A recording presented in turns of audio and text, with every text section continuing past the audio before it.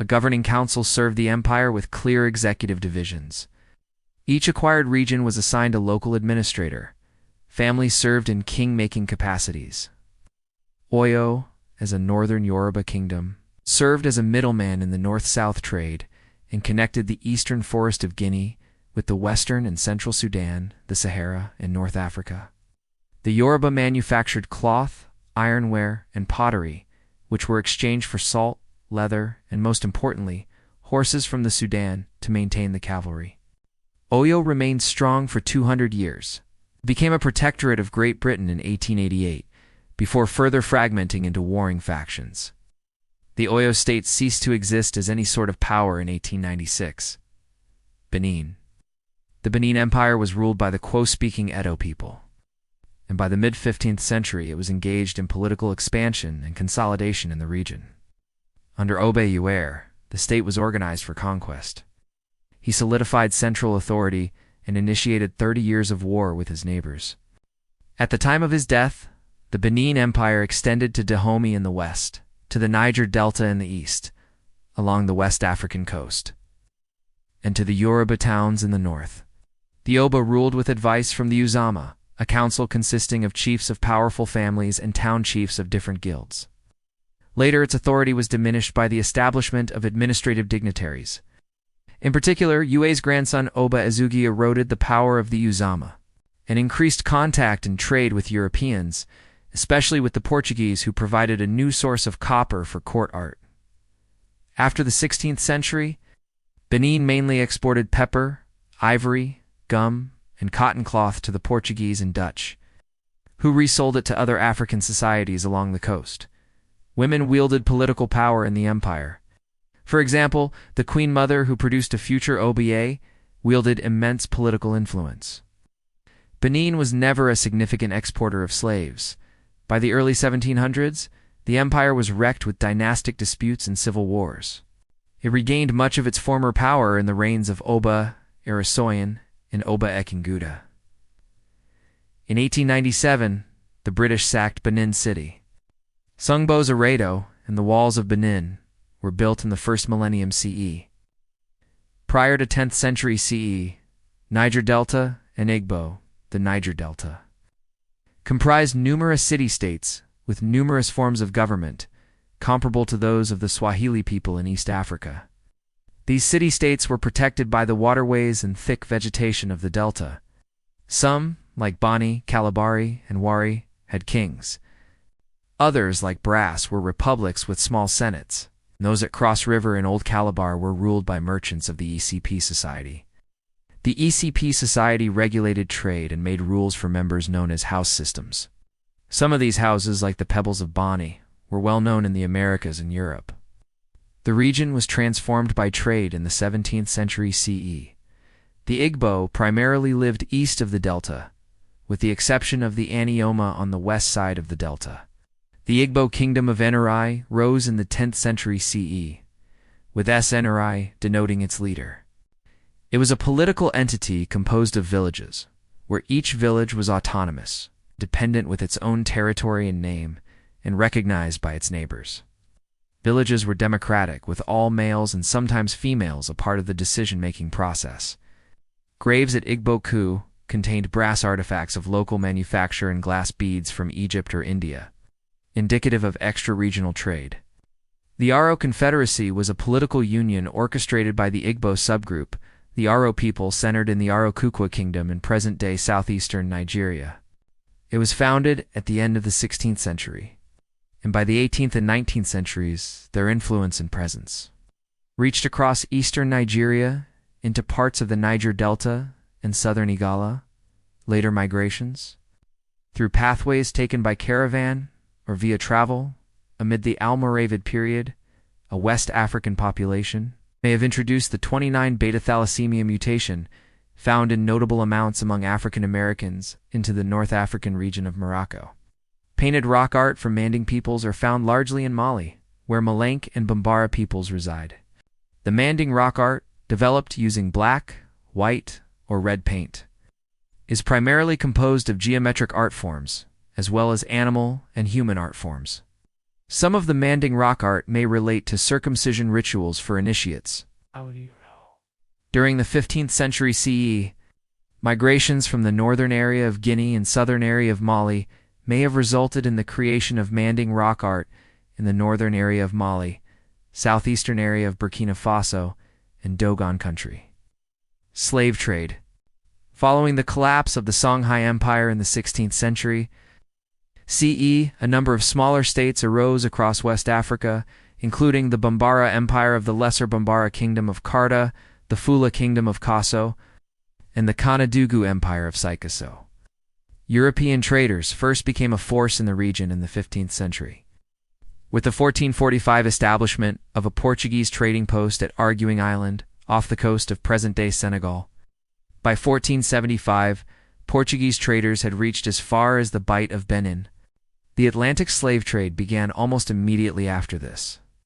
Based on the already well-established slave trading capacity of the Islamic world, with the Portuguese taking hundreds of captives back to their country for use as slaves, it began on grand scale after Christopher Columbus's voyages to the Americas and the subsequent demand for cheap colonial labor. In 1510, the Spanish crown initiated Spain's involvement in the Atlantic slave trade, and it was followed over the next centuries by other European states. By 1650, the slave trade was in full force at a number of sites along the coast of West Africa, and over the coming centuries would result in severely reduced growth for the region's population and economy. The expanding slave trade produced significant populations of West Africans living in the New World recently colonized by Europeans.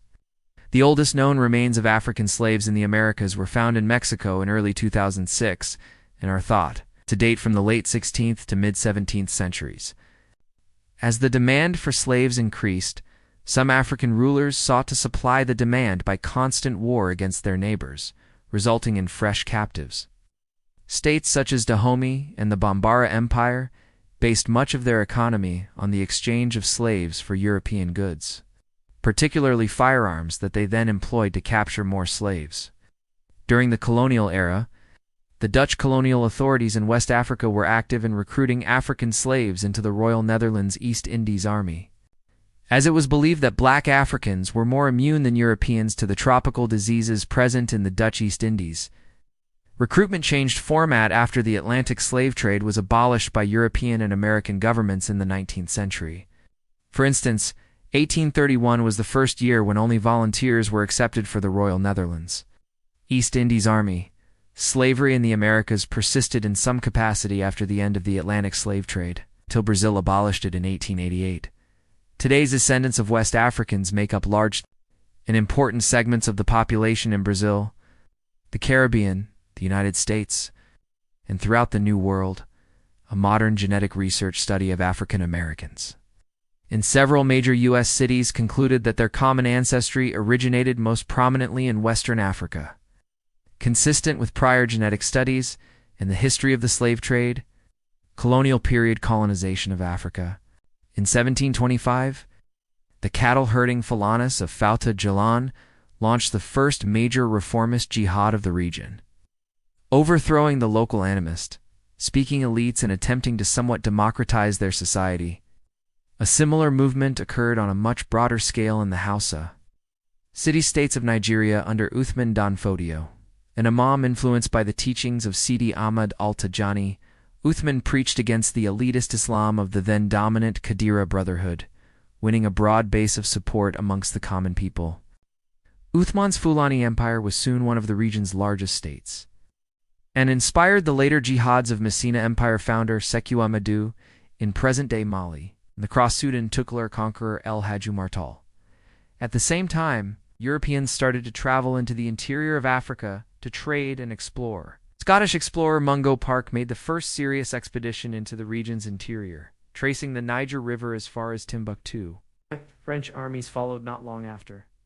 In 1774, it was noted that the extensive coastline and deep rivers of Africa had not been utilized for correspondence or commerce, even though maps in the same volume clearly show the Gum Coast, Grain Coast, Ivory Coast, and Gold Coast. Malaki Postelthwaite writes in this book, It is melancholy to observe that a country which has near 10,000 miles sea coast and noble large deep rivers should yet have no navigation, streams penetrating into the very center of the country, but of no benefit to it, innumerable people without knowledge of each other, correspondence, or commerce. Scramble for Africa. The scramble for Africa was the invasion, conquest, and colonization of most of Africa by 7 Western European powers, driven by the Second Industrial Revolution during the late 19th century and early 20th century, in the era of new imperialism. Belgium, France, Germany, United Kingdom, Italy, Portugal, and Spain. In 1870, 10% of the continent was formally under European control. By 1914, this figure had risen to almost 90%. The only states retaining sovereignty were Liberia, Ethiopia, Igbo, Aza, Senecia, Mbunda, the Dervish state, and the Ovambo kingdoms, most of which were later conquered. The 1884 Berlin Conference regulated European colonization and trade in Africa and is seen as emblematic of the scramble. In the last quarter of the 19th century, there were considerable political rivalries between the European empires, which provided the impetus for the colonization. The later years of the 19th century saw a transition from informal imperialism, military influence, and economic dominance to direct rule. With the decline of the European colonial empires in the wake of the 2 world wars, most African colonies gained independence during the Cold War and decided to keep their colonial borders in the Organization of African Unity, Conference of 1964, due to fears of civil wars and regional instability, placing emphasis on Pan-Africanism. In the scramble for Africa in the 1880s, Europeans started to colonize the inland of West Africa, as they had previously mostly controlled trading ports along the coasts and rivers. Samori Toure's newly founded Wasulu Empire was the last to fall, and with his capture in 1898, military resistance to French colonial rule effectively ended. France dominated West Africa, followed by Britain. Small colonial operations were held by Germany and also by Spain and Portugal. Only Liberia was independent before 1958, after the slave trade died out. Denmark and the Netherlands sold off their small holdings. Britain operated from 4 small colonies on the West African coast: Sierra Leone, the Gold Coast, Lagos, and the Niger. British trade in tropical products reached £4 million per year, and was entirely handled by a small number of resident merchants. There were no permanent British settlers or military bases. The posts were held entirely for trade purposes, and also as calling stations. London had no long-term plans to join them together or go inland. British diplomats negotiated military agreements with local tribes, who needed British protection from the expansionist Ashanti tribes. Britain fought repeated Anglo-Ashanti wars in the Gold Coast in 1823, 1824 to 1831, 1863 to 64, 1873 to 74, 1895 to 96, and 1900. Only the last 2 were clear British victories. French pretensions in West Africa were much more ambitious and involved not just trade, but rebuilding the French Empire and bringing new populations into the umbrella of French civilization and Catholicism. There were dreams of consolidating a vast African empire by expanding south from the Mediterranean into the Sahara Desert, moving east toward the Nile River and moving south toward King Leopold's Congo.